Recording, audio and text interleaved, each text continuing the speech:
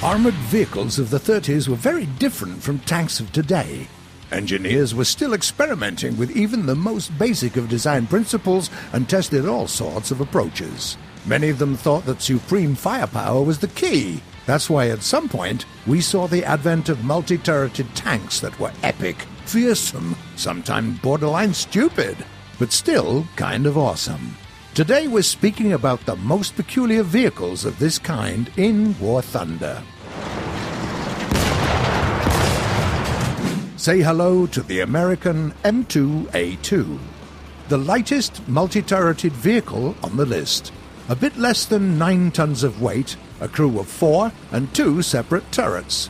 Its armament consists of 3 machine guns, 2 7.62mm ones and 1 12.7mm that is controlled by the commander and not the gunner. Naturally, as there is no cannon on this tank, there is no loader in the crew. At the same time, it's the fastest tank of the multi-turreted kind. If you try hard enough, you can squeeze up to 72 kph out of this nimble fellow. The German nb.fz is already noticeably bigger and almost 3 times heavier. It comes with 3 turrets, 2 of which carry MGs. But don't fret.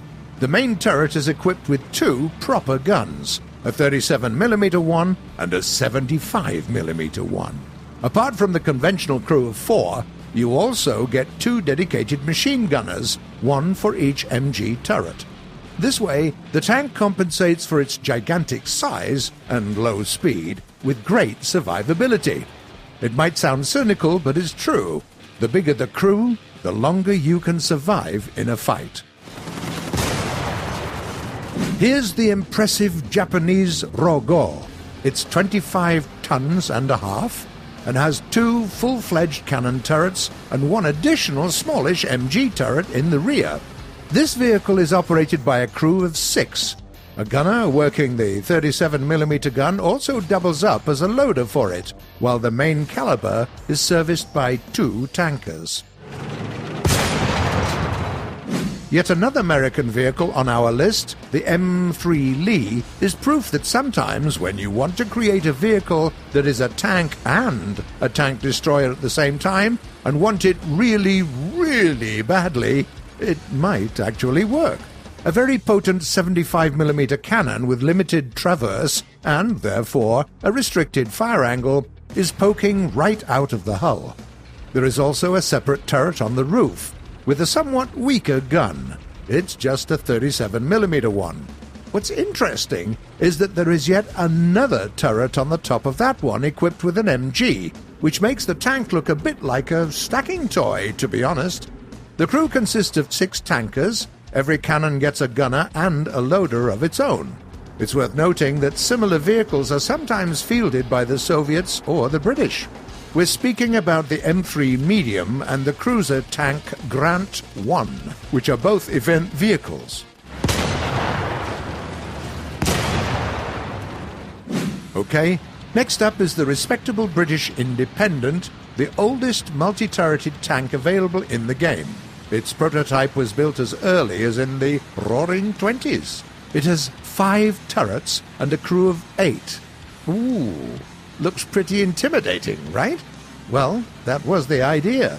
In reality, the Independent carries only 1 cannon that's packing a punch, a 47mm gun in the main turret. All other guns are just puny 7.7mm machine guns that were made to appear as if they were something serious, so that an enemy wouldn't even dare to engage this monstrosity.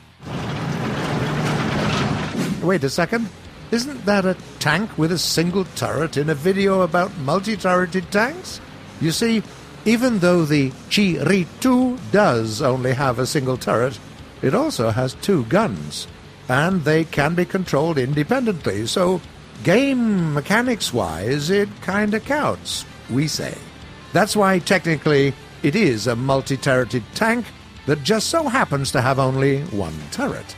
Ah, the Japanese with their Zen stuff. Brilliant. Let's move on to the Soviet heavyweights. The T-35 is like a whole 1-bedroom apartment, with just lots of armor outside, and on a 10-meter-long tank chassis, 52 tons of weight, 5 turrets, 3 big cannons, 5 MGs, and a crew of 10. Yeah, 10! The main caliber is a 76mm gun. 2 smaller ones are both 45mm cannons. This behemoth is powered by a 650 HP engine, which allows it to reach the speed of 30 kph. Pretty impressive. And finally, the heaviest vehicle on the list, the Soviet SMK, which is just 55 tons of pure joy. 2 turrets, 2 guns, a decent 76mm, and a punchy 45mm. Furthermore, the tank is pretty well armored while also being incredibly mobile for its size. It's not that surprising, though, given that it's powered by an almost 1,100 horsepower engine. In order to use a multi-turreted vehicle properly, you need to know how to quickly switch between your guns. What's the use of having a lot of armaments if you can't use them all at will? By default, all of your turrets traverse in sync following the cursor. And when you press fire, you fire using all your guns at once, except those that are, for instance, looking in the other direction and can't shoot at the same target by design. And if you really want to master one of these beasts, we suggest that you should tinker with the controls a bit and set separate controls for your turrets, just like that. This will allow you to shoot your guns one after the other, effectively cutting on that boring time when nothing explodes. And this way, you'll be able to utilize proper scopes with different calibers.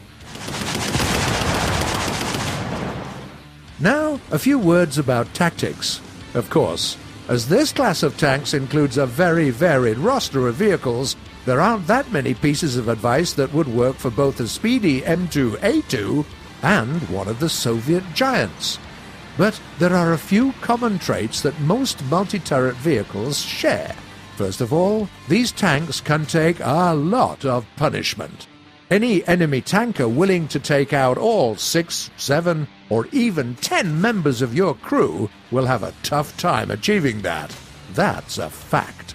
Second, it will be much harder for your enemies to make you completely defenseless. Yeah, a shell might incapacitate one of your guns, but hardly ever 2 or 3. Not to mention that it's very unlikely that you run into another multi-turreted vehicle. They are pretty rare. There is also that independent trick. Just like in real life, some of your opponents will think that you actually have superior firepower, even when that's not true. There are some shared flaws as well. To make these behemoths move, even with the most powerful engines available at the time, the engineering teams behind most of these designs had to cut on armor here and there. As a result, almost every single multi-turret tank is an ideal target for a good old artillery strike.